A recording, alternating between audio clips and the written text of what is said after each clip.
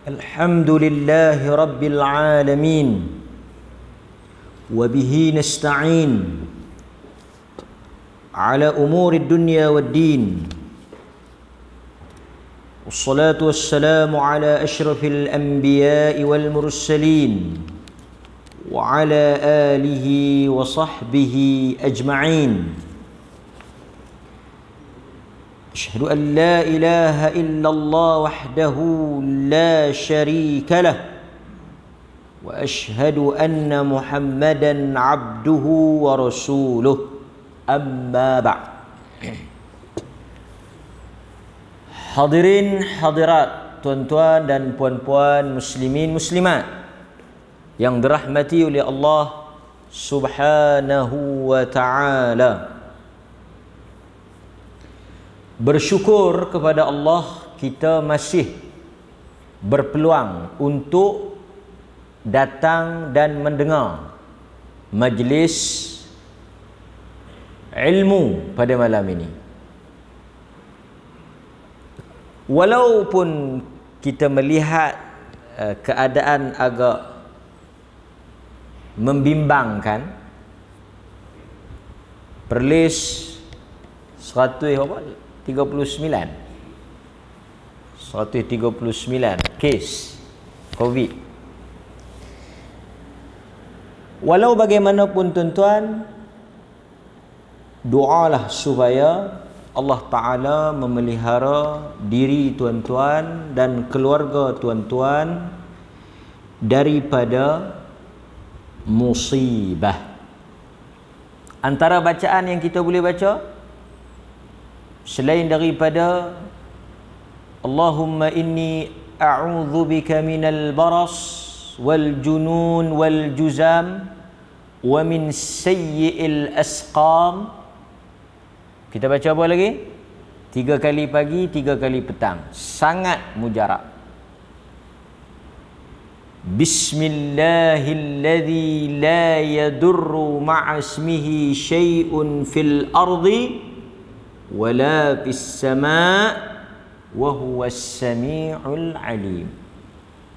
Dibaca 3 kali selepas subuh dan 3 kali selepas asar. Dia tidak akan terkena sebarang musibah secara tiba-tiba atau mengejut.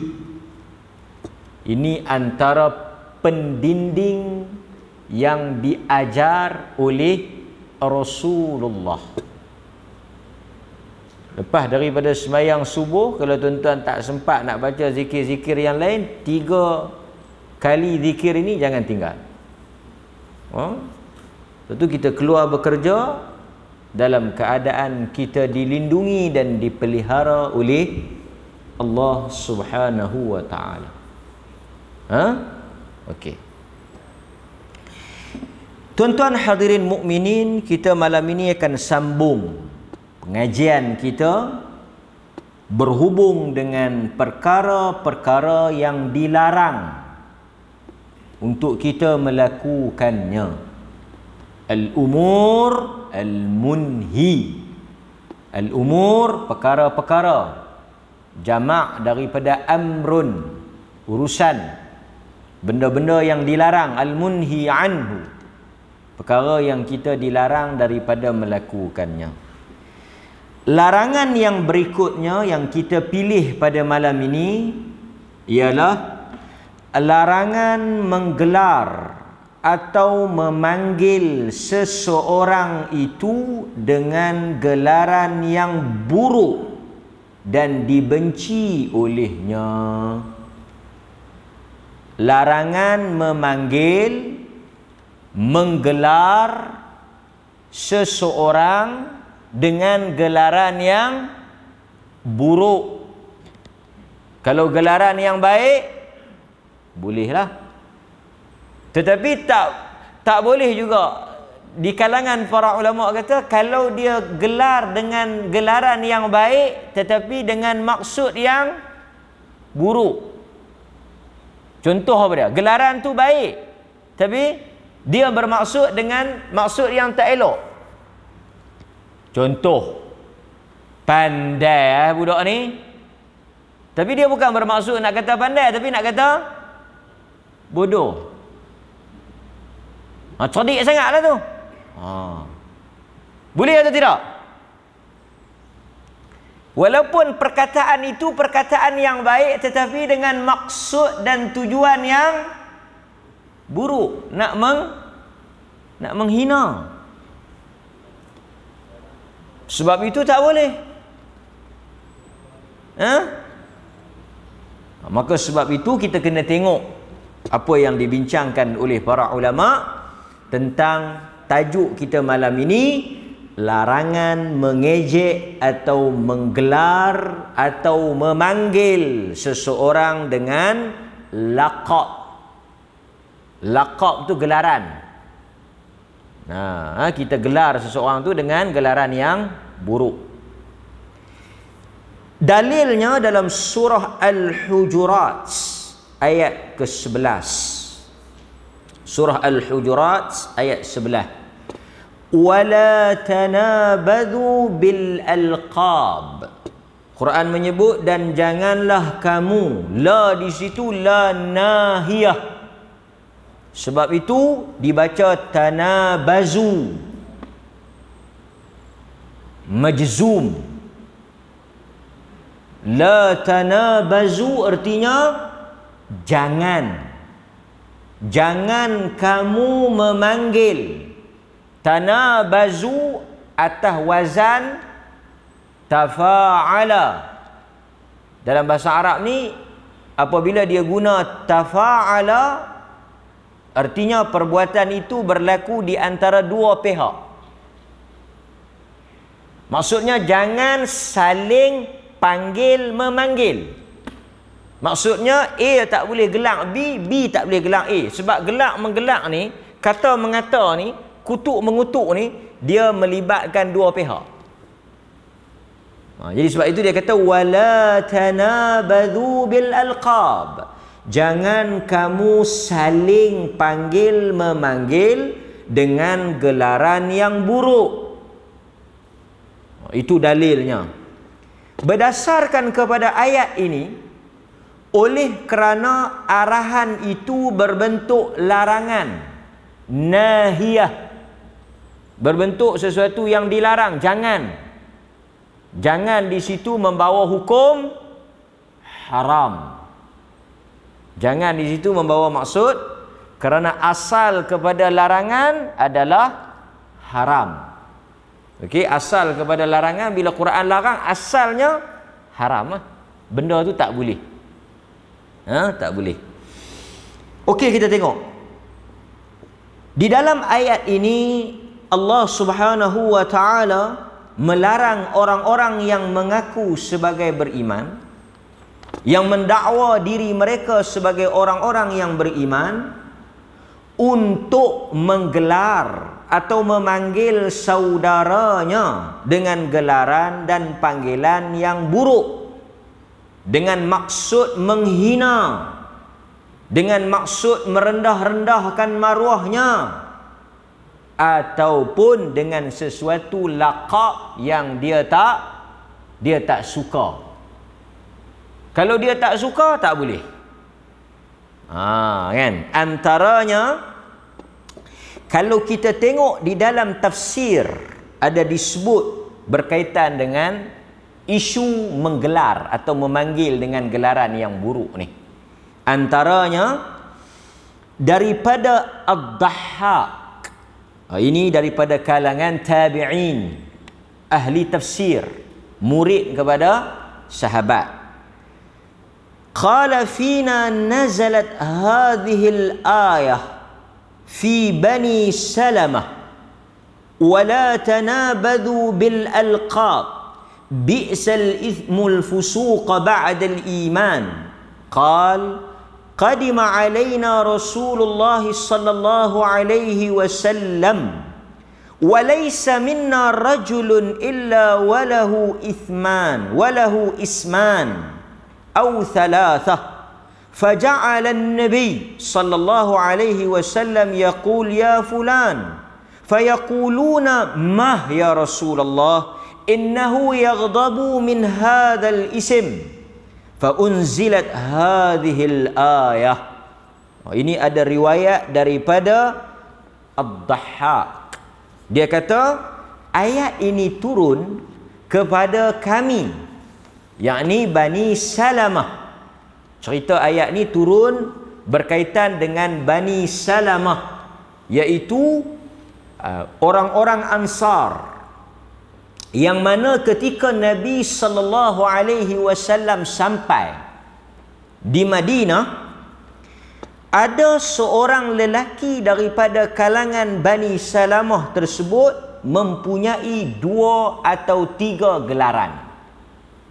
Walahu ismani au thalathah. Dia ada 2 atau 3 gelaran. Siapa dia? Rajulun min Bani Salamah. Dia ni ada 2 atau 3 panggilan. Faja'ala an-nabi sallallahu alaihi wasallam yaqul ya fulan. Nabi memanggil daripada salah satu panggilan yang dia ada. Kemudian fayaqulun mah. Mereka yang dengar Nabi panggil tu, mereka kata, Rasulullah, dia tak suka kalau dipanggil dengan gelaran itu.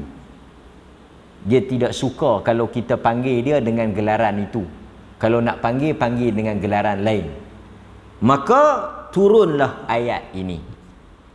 Riwayat ini ada disebut di dalam Sunan Ibnu Majah, juga ada dalam Abu Dawud. Cerita latar turunnya ayat jangan gelar itu, sebab kawan tu tak suka. Kan? Kadang-kadang kita tak tahu, orang kata dia tu, kita pun sebut. Kan? Contoh. Ada seorang tu, orang panggil dia Atan.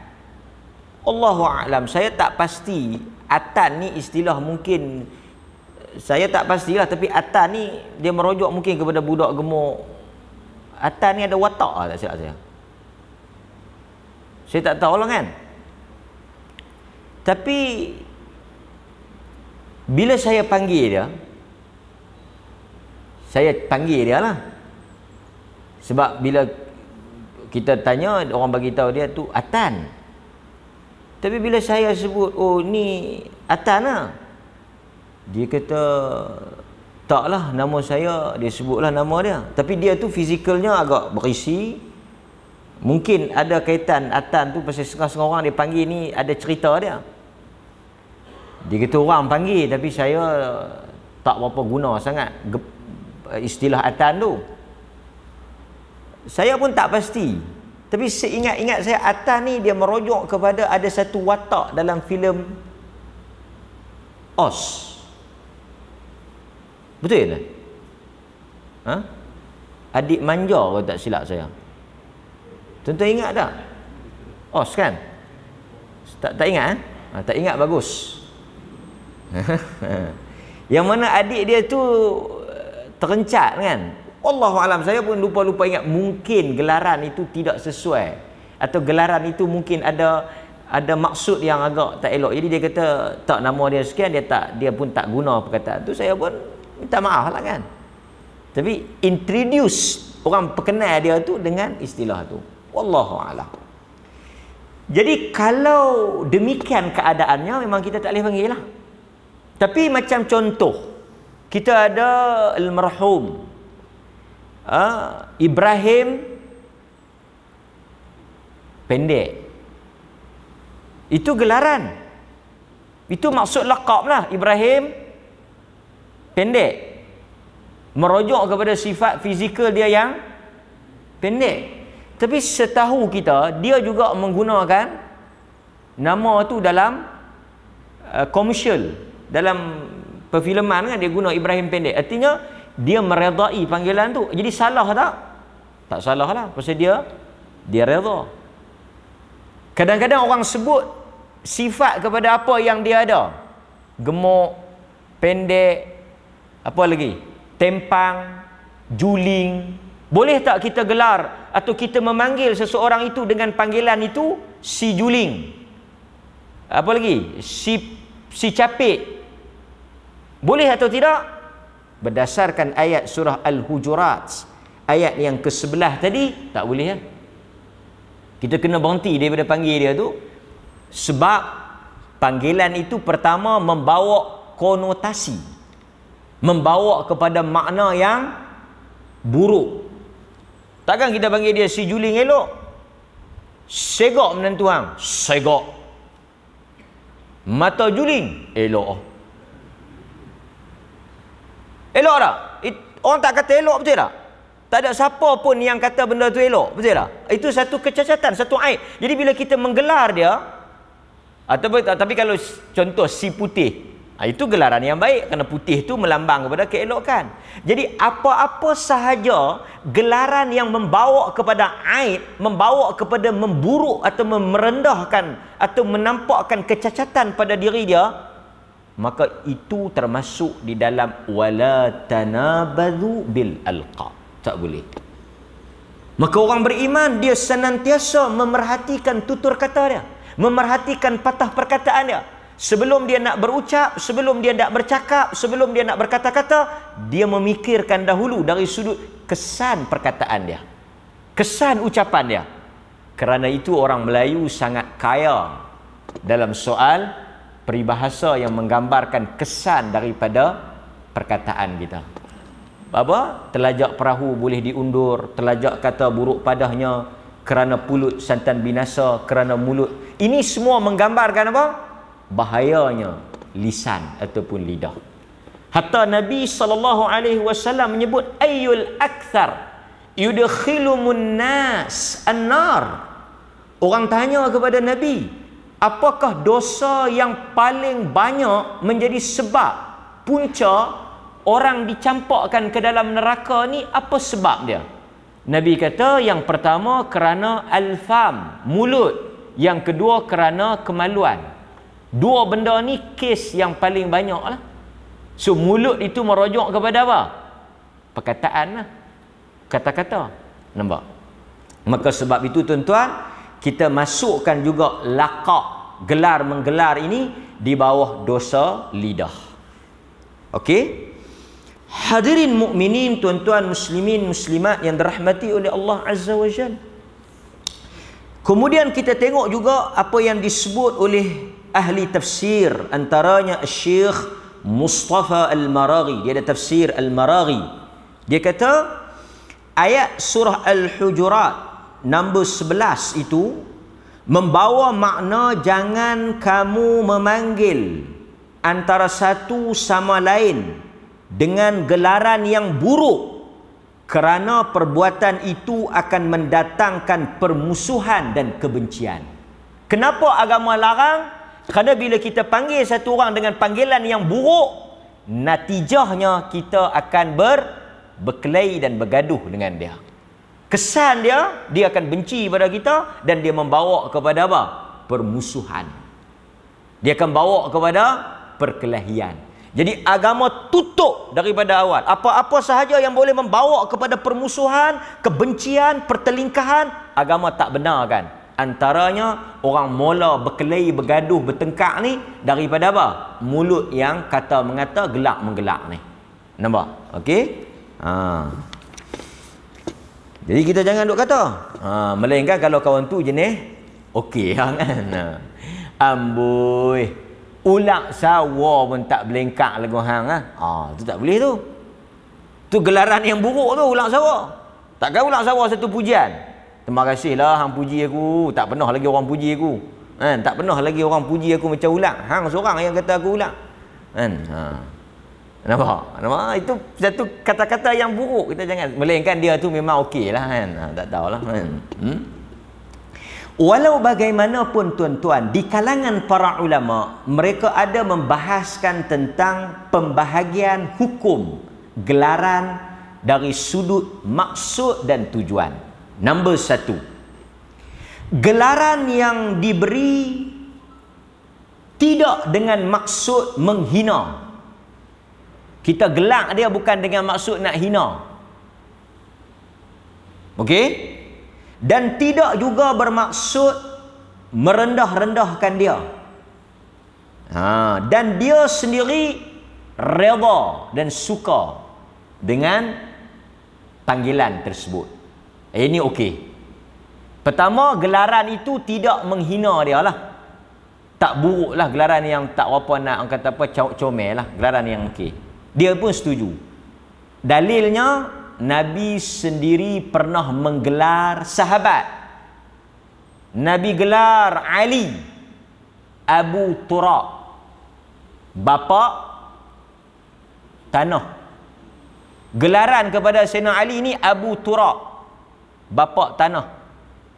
Ada cerita dia. Nabi juga menggelar Abu Hurairah, bapa kucing. Tapi kalau bapa ayam,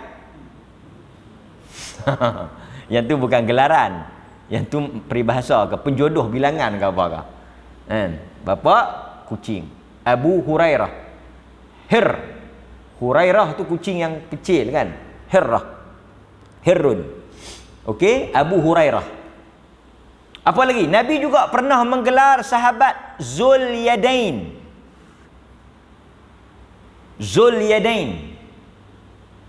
Zu dalam bahasa Arab bukan Zul. Zu tu maksud yang memiliki.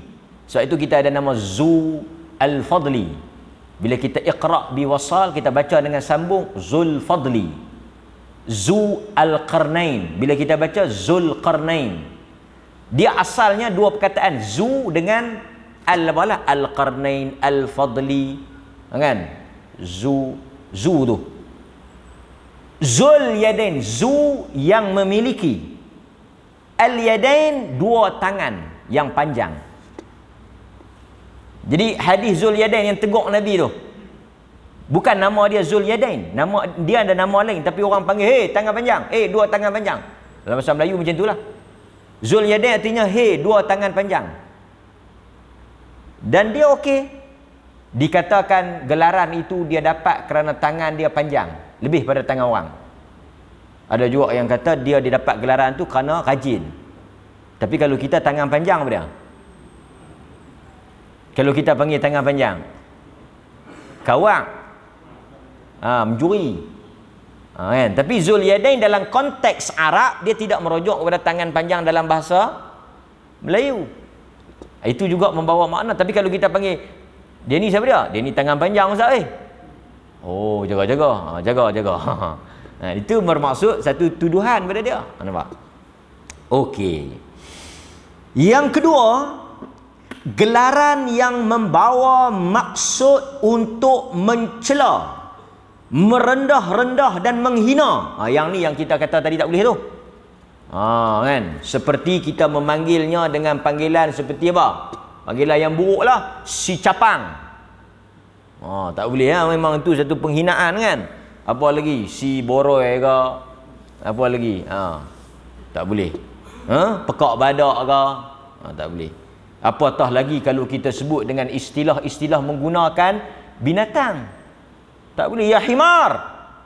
Keldai. Tak boleh. Kan? Itu haram, berdosa tu. Nampak? Jadi kita tak boleh juga panggil bini kita sama juga. Panggil bini kita kena panggil bini. Sedap mulut. Kelawar. Dia panggil bini dia kelawar. Kan? Sebab saya pakai baju kelawar. Tak boleh. Kan? Tak boleh. Yang ketiga, gelaran yang diberikan dengan maksud litta'rif. Contoh, tuan-tuan duk banat. Dalam banat ada 10 orang nama Muhammad atau nama Ali. Dia bertanya, ada tak rumah Ali dalam kampung Banat ni? Ada 6 orang nama Ali. Ali yang mana satu? Ali yang kerja hospital ada 3 orang.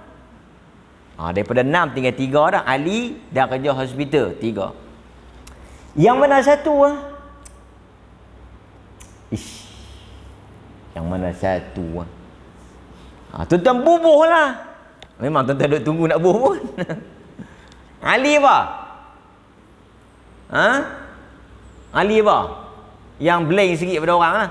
Yang dia saja ada. Dia panggil lit ta'rif, untuk kita nak memperkenalkan dia, supaya dapat membezakan dia dengan orang lain. Maka tuan-tuan buhlah Ali hidung kembang, ataupun Ali kaki besar ke, Ali apa ke, Ali kepala besar ke, apa ke. Tapi bukan tujuan nak hina, nak kenal, nak bezakan. Maka yang tu diharuskan. Tetapi sebelum nak pi kepada ciri-ciri nak gelak tu, banyak lagi lah anak kawan tu, kan, bolehlah kita sebut, kan. Tapi orang kita ni dia akan nak faham, yang tu rumah dia tak jauh lah kalau Ali tu. Nampak? Okey? Seperti di kalangan ahlul hadis, mereka memberikan gelaran-gelaran kepada perawi hadis. Ada gelaran, mereka gelak perawi hadis. Sahabat-sahabat yang perawi hadis ni, mereka ada bagi gelaran pada perawi hadis, seperti Al-A'mash, yang ada masalah juling ataupun masalah ni lah, juling lah. Al-A'rash, si tempang. Dia sebut pasal apa? Pasal dalam contoh Arab lagi lah, Muhammad bin Abdullah bin Muhammad bin, dia main balik nama Tok Wan, nama Pak, nama Tok Wan, nama Pak, kan.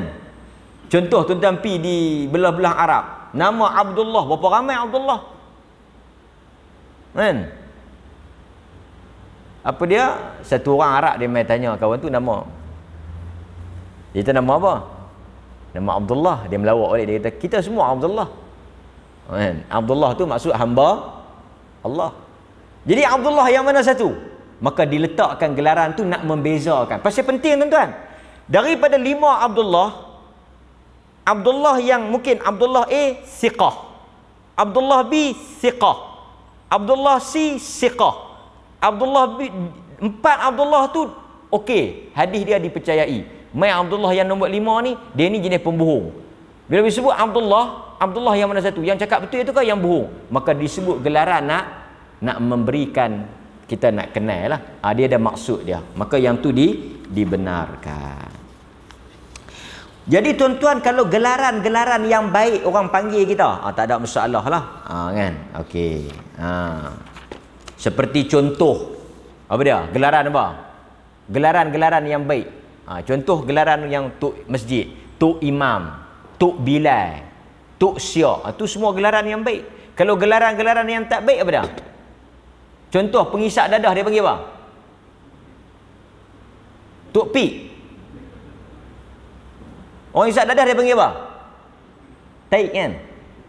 Taik itu elok kata elok? Taik Pik, taik biak. Nampak tak? Istilah tu buruk kerana merujuk kepada sikap dan perbuatan yang buruk. Nampak? Okey. Kemudian tuan-tuan hadirin mukminin, apa lagi yang boleh kita ambil? Yang boleh kita ambil daripada perbincangan kita ialah isu menggelar orang dengan gelaran yang buruk ini termasuk daripada perbuatan jahiliyah. Panggil orang dengan panggilan yang buruk, gelak orang ni, yang suka gelak-gelak ni, min amalin, daripada amalan jahiliyah. Antaranya, tuan-tuan tentu pernah dengar hadis Abu Dhar yang pernah bertengkar. Dikatakan Abu Dhar ini bertengkar dengan Bilal, yang mana dia sebut ya bin Sauda. Kita tengok hadis dia. Hadis dia. Yang mana Abu Dhar dia sebut dia bergaduh dengan Bilal. Kemudian dia kata ya bin Sauda, ataupun dia sebut wahai anak hitam. Dia sebut perkataan wahai anak hitam. Kemudian satu lagi yang dikatakan dia sebut tu apa dia? Selain daripada ya bin Sauda, apabila berita ni sampai kepada Nabi sallallahu alaihi wasallam, Nabi tanya dekat dia, kau cakap macam tu? Maka Nabi kata, innaka mru'un fika jahiliyah. Sesungguhnya perbuatan perbuatan memanggil orang seperti hei anak hitam, ya bana sauda, hei budak hitam, hei anak orang hitam, hei kulit hitam. Nabi kata sikap, perkataan dan perbuatan itu adalah jahiliyah, amalan jahiliyah. Itu Nabi tegur Abu Dhar radhiyallahu anhu. Okey tuan-tuan, hadirin mukminin. Kerana kata dia, apabila para ulama menghuraikan hadis ni, al-Islam dinul akhlaq al-aliyah wal adab as-samiyah ma'an nas kullihim hatta ma'al khadam. Islam adalah agama yang menekankan soal akhlak yang tinggi, adab sesama manusia, hatta dengan hamba sekalipun. Walaupun dia pekerja kita, hamba abdi kita, kita tak boleh sebut dengan perkataan yang buruk. Nampak? Dan Islam adalah agama yang lam yufarriq bainan nas wa lam yumayiz bainahum bil ansab wal ahsab wala bil irq wala bil laun. Islam bukan agama yang membeza-bezakan manusia, yakni meletakkan ada darjat-darjat. Mereka tidak dibezakan berdasarkan keturunan, tidak dibezakan berdasarkan warna kulit, bangsa ataupun apa sahaja. Tak ada beza. Pasal itu Nabi kata tidak ada beza Arab dengan orang bukan Arab. Jadi kita tak bolehlah menghina bangsa, warna kulit. Itu bukan sifat Islam, itu sifat jahiliyah. Nampak? Kemudian tuan-tuan hadirin mukminin, di dalam hadis Abu Dhar tadi kita nampak ada punca yang menyebabkan dia menyebut perkataan itu. Apa dia? Iaitu berkelahi. Sebab itu kita ni, salah satu faktor yang mendorong kita mengeluarkan kata-kata ni bila kita berkelahi. Sebab itu Nabi sallallahu alaihi wasallam mengingatkan kita dalam hadis Bukhari dan Muslim, manusia yang paling dibenci oleh Allah wa huwa aladdul khisam, orang yang apabila dia berkelahi dia melampau, dia berbeza pendapat, dia berkelahi soal lain, tapi dia rawik, dia rangkum habis dengan tok nenek, dengan keturunan, dengan ungkit benda-benda peribadi yang tak ada sangkut paut, kata dengan pak lah, mak lah. Nampak? Ini minan nifaq, daripada ciri-ciri munafik. Sebab itu antara tanda-tanda munafik tu, bila dia bercakap bohong, bila diberi amanah dia khianat. Apa lagi? Wa idza tumina khana wa idza hadatha kadzaba. Salah satu daripada benda yang Nabi kata minan nifaq, amalan nifaq itu bila dia bertengkar, dia melampau. Orang cakap tajuk, contoh tuan-tuan, bertengkar soal parking. Soal parking contoh kan, dia ambil parking tuan-tuan. Isunya parking, tapi yang keluar, Denny ni anak bukan orang, tak tahu pak dia lagu mana dulu, mak dia macam mana, tok wan dia pun sama jenis, duk ambil. Tu dia. Pi sampai rongkai tu tok nenek tu. Isunya parking, kita duk tunggu nak masuk. Kita tunggu nak masuk, kita dah bagi signal, tak tahu dia main masuk, dia mungkin tak perasan kita. Kita pergi habang elok-elok, kata saya duk tunggu dah, kalau ni minta keluar saya ada emergency. Cakap tu cukup lah. Isunya parking. Tapi dah, dia ni memang tak boleh pakai apa semua, dia kungkit, dia pergi melampau. Lepas tu dia keluar pula kata-kata. Orang yang melampau, orang yang bila dia bergaduh ni, dia tak boleh kontrol emosi dia, minan nifaq. Ini petanda orang-orang munafik. Dan Nabi SAW kata Allah benci orang yang bila dia berbalah, dia kerah kepala, dia melampau, dia tidak bukan stick pada satu tajuk. Itu bukan. Itu bukan sikap orang beriman. Sebab itu tuan-tuan, bila kita berbeza isu-isu yang orang perempuan, kan, bila dia berkelahi cukup tajuk yang dia berkelahi sudah, jangan duk pi rawik cerita-cerita lain. Nampak? Jangan jadi budak-budak. Budak-budak ni bila dia pi kepak, dia main pok, dia main mok, kan. Itu sikap budak-budak. Okey. Kemudian tuan-tuan, dalam hadis yang diriwayatkan oleh Al-Imam Al-Bukhari, di antara gelaran yang paling berat kita nak gelar orang ni apa dia? Memanggil seseorang itu dengan gelaran-gelaran fasik atau kafir. Ini gelaran yang tak boleh lah. Seperti kita panggil dia wahai fasik ataupun ya kafir, tak boleh. Kita tak boleh panggil orang dengan panggilan-panggilan menghukum dia sebagai fasik. Cuma kita kata perbuatan dia perbuatan fasik. Perbuatan dia itu boleh membawa kepada kekufuran. Tapi adapun dia, kita kena tengok.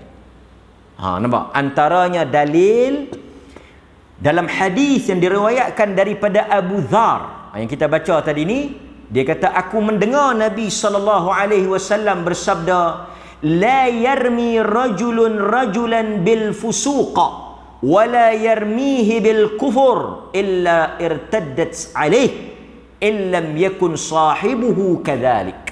Hadis Bukhari. Janganlah seseorang daripada kamu memanggil atau menggelar yarmi, jangan dia lontarkan gelaran. Apa dia? Jangan dia lontar gelaran yarmi ni, rama yarmi. Asalnya rama yarmi ni lontar apa ni?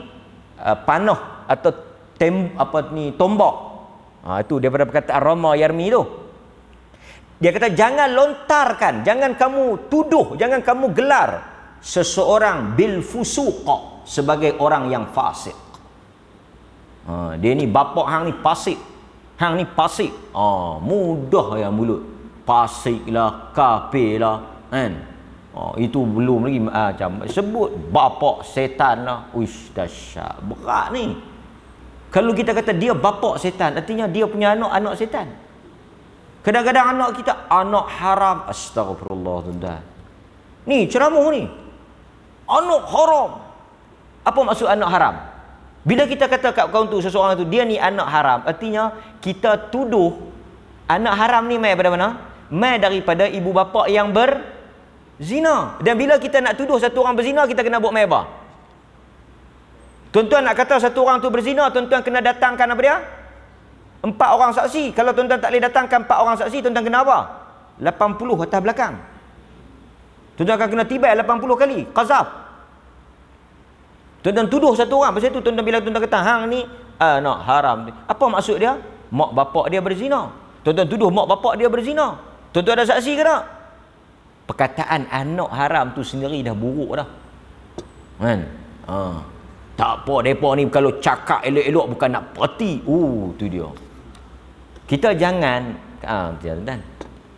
kadang-kadang kita bila kita tu biasa dengan perkataan tu, dia akan keluar perkataan tu. Kan? Nampak?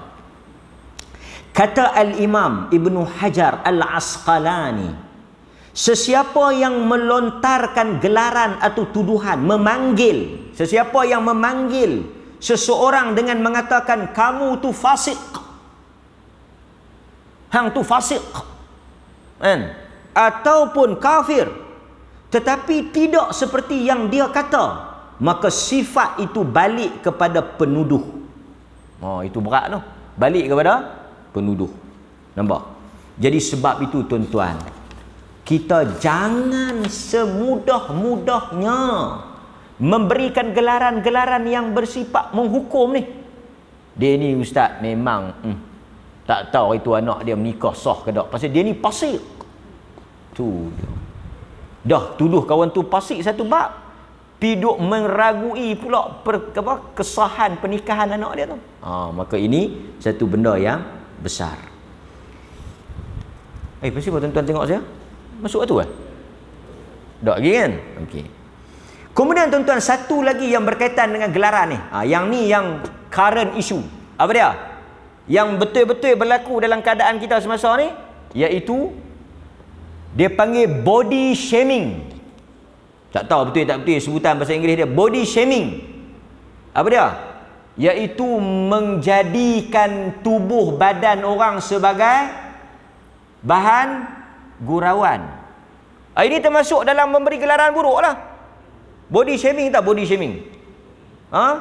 Dia buat gambar tu boroi ke, kepala botak ke, Apa dia kau? Lepas tu dia jadikan kekurangan kawan tu sebagai bahan gurauan. Dia panggil body shaming. Jadikan kekurangan tubuh badan kawan tu lah. Tak boleh. Nampak tuan-tuan? Seperti pasal itu kita kalau ada kawan-kawan yang kurang-kurang, kita janganlah duk berasa kita tu lebih. Kan? Lepas tu duk ajuk pula. Duk ajuk kawan tu lidah tak terus, sengau. Selalunya apa dia? Lidah dia pendek, sengau tergagap. Kita ni syok pula duk ajuk. Itu termasuk apa tu? Itu termasuk gelak lah. Sengau ni elok kata elok. Mat sengau. Perkataan tu buruk.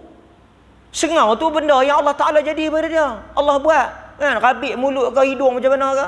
Masuklah gagap ke apa ke. Itu sifat yang Allah jadi. Dia pun tak minta. Kita boleh sikit-sikit cakap. Kan? Lepas tu duk buat ejek lidah pendek. Tak boleh, entah buruk. Perangai tu buruk, huduh. Kan? Kadang-kadang orang yang ceramah pun duk buat mimik-mimik lu tu pasal nak buat lawak. Tuan-tuan, apa hukum kita menjadikan orang sebagai bahan lawak ni? Adakah itu akhlak yang baik? Tu pun takbir, Allahu Akbar. Apa dia takbir tak tahu. Ini pernah terjadi tau di kalangan sahabat. Tuan-tuan ingat tak dulu saya cerita pasal Abdullah bin Mas'ud? Abdullah bin Mas'ud ni sakan tau dia ni. Hebat tak hebat dia? Nabi kalau jumpa dia, Nabi akan suruh dia baca Quran.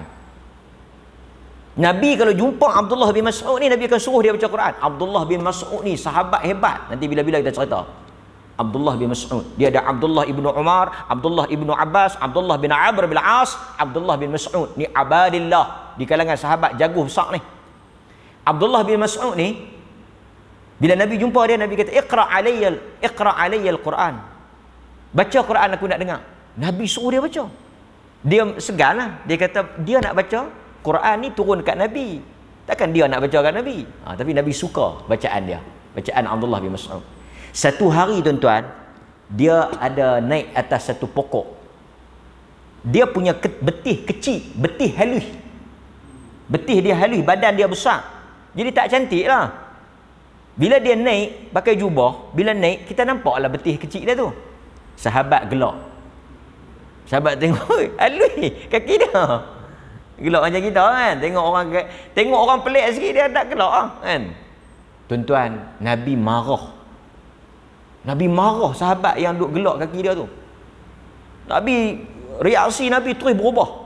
Nabi kata, wallazi nafsi biyadih lahuma athqal fil mizani min ahad. Nabi kata, betih yang hampa gelak tu, yang hampa tengok lawak tu, yang hampa tengok tak elok tu, yang hampa jadikan macam ni kan, hampa tengok apa tergelak lah biasa, tergelak, Nabi tak bagi. Nabi kata apa? Demi Allah, kalaulah betih tu, betih yang halus tu diletak di atas mizan pada hari akhirat esok, lebih berat pahala dan jasa dia daripada bukit Uhud. Letak betih Abdullah bin Mas'ud yang kecil tu, letak bukit Uhud sebelah, berat lagi betih dia. Itu betih yang hampa duk buat main tu, yang bergelak tu. Hadis rawahu Ahmad. Itu kita kena jaga-jaga, jangan kita jadi body shaming. Kita azan, saat lagi kita buat kesimpulan sikit tuan-tuan tentang larangan memberikan gelaran buruk kepada Muslim.